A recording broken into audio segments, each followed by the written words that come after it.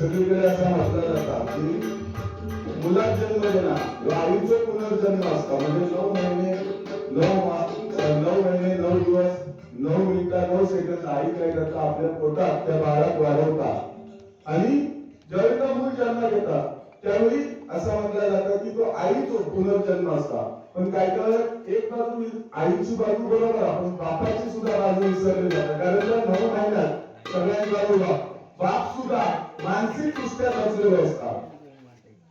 बरोबर ना? म्हणजे बापात पण टेन्शन असतात.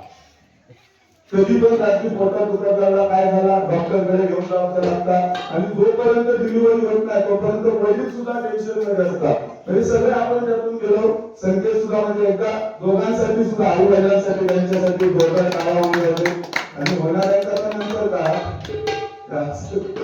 बहुतेक आपण आता बाजू बाहेर बसलेल्या मंदिरात बसले तिच्या असतो त्यांचा अनुभव बाकी त्यांचा आपण मानसिक टेन्शन सुद्धा असतात. नवरोजरी शारीरिक नसतो तर मानसिक टेन्शन असतं. आम्ही सुद्धा त्यातून गेलो होतो.